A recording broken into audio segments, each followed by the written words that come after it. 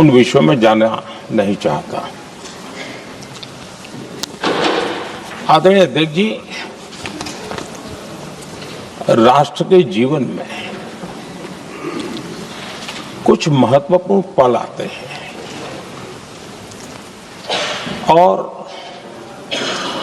उस समय की समाज की मनस्थिति और नेतृत्व की क्षमता उस पल को कैप्चर करके एक राष्ट्र की अमानत बना देती है, एक मजबूत धरोहर तैयार कर देती है। मैं समझता हूं कि भारत के संसदीय लोकतंत्र के इतिहास में ये वैसे ही पल है। आवश्यकता ये थी कि 25-30 साल पहले जब से विचार सामने आया,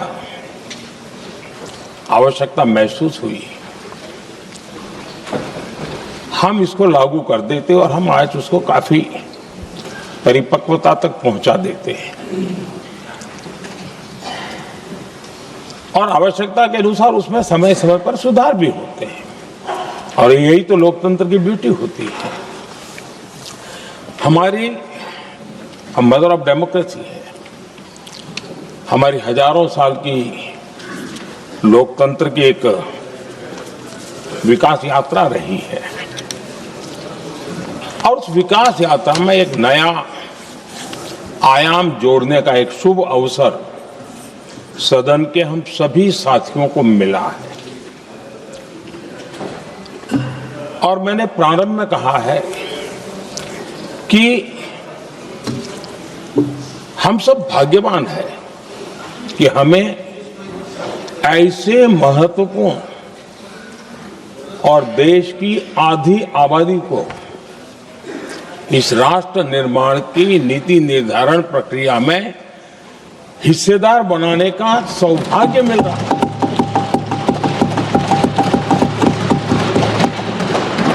ये हम लोगों के लिए सौभाग्य है और मैं चाहता हूं कि मेरे सभी माननीय सांसद, मैं इधर उधर की आज बात करना नहीं चाहता हूं, हम सभी सांसद इस महत्वपूर्ण अवसर को जाने न दें।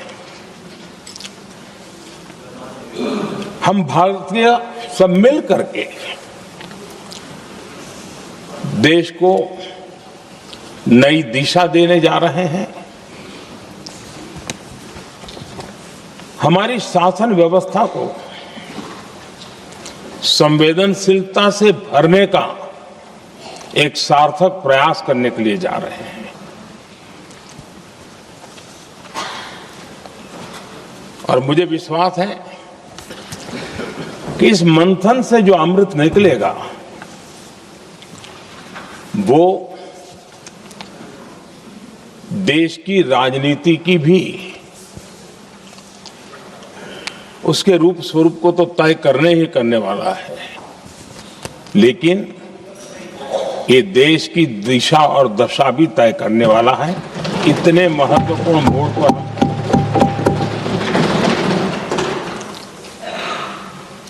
आदरणीय अध्यक्ष जी, 21वीं सदी में भारत एक नए आत्मविश्वास के साथ आगे बढ़ रहा है। विश्व में भी आज भारत की स्वीकृति हम सब महसूस कर रहे हैं और ये हम सबके लिए गौरव का पल है। एक समय हमारे पास आया है और इस समय को हमने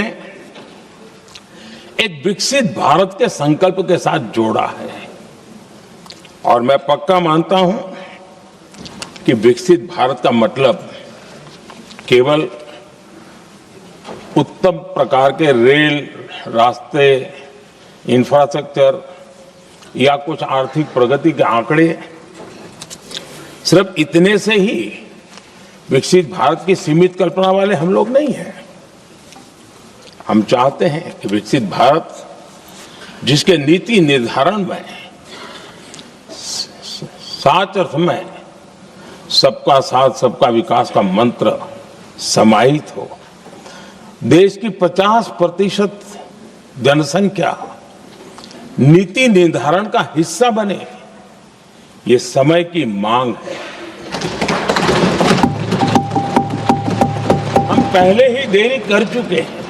कारण कोई भी होंगे, जिम्मेवार कोई भी होंगे, लेकिन इस सच्चाई को हमें स्वीकार करना होगा कि जब हम अकेले मिलते हैं तब मानते हैं हाँ यार, लेकिन जब सामूहिक रूप से मिलते हैं, मुझे याद है कि जैसे इसकी प्रक्रिया चली थी, सभी दलों से मिलना हुआ है, एक दल को छोड़ करके जिन जिन से मिलना हुआ है हर एक ने सैद्धांतिक विरोध नहीं किया है। बाद में जाकर के जो कुछ भी हुआ होगा, राजनीतिक दिशा पकड़ी जा रही है, लेकिन जो राजनीतिक दिशा में ही सोचते हैं, मैं उनको भी एडवाइज करना चाहूंगा, एक मित्र के रूप में एडवाइज करता हूं और सबको काम आएगी। हमारे देश में जब से विमेन रिजर्वेशन को लेकर के चर्चा हुई है और उसके बाद जब जब चुनाव आया है, हर चुनाव में महिलाओं को मिलने वाले इस अधिकार का जिसने विरोध किया है, जिसने विरोध किया है, देश की महिलाओं ने उन्हें माफ नहीं किया है। उनका हाल बुरे से बुरा किया है। लेकिन ये भी देखिए कि 24 के चुनाव में ऐसा नहीं हुआ। क्यों नहीं हुआ? ये इसलिए नहीं हुआ कि 24 में सबने सहमति इसको पारित किया, तो ये विषय ही नहीं रहा। किसी के पक्ष में पॉलिटिकल फायदा नहीं हुआ, किसी का नुकसान भी नहीं हुआ। सहज रूप से जो मुद्दे थे, उन मुद्दों के आधार पर चुनाव लड़ा, क्योंकि 24 में सब साथ में थे। कुछ लोग यहां है, कुछ लोग नहीं है, लेकिन सब साथ में थे। आज भी मैं कहता हूं, अगर हम सब साथ में जाते हैं तो इतिहास गवाह है कि किसी एक के राजनीतिक पक्ष में नहीं जाएगा।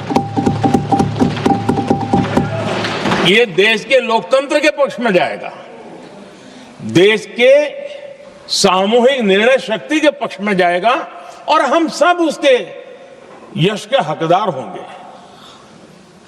न ट्रेजरी बैंक उसका हकदार रहेगा, न मोदी उसका हकदार रहेगा, यहां बैठे हुए सब हकदार रहेंगे। और इसलिए जिन लोगों को इसमें राजनीति की बू आ रही है, मैं चाहूंगा कि वो खुद के परिणामों को पिछले 30 साल में देख ले।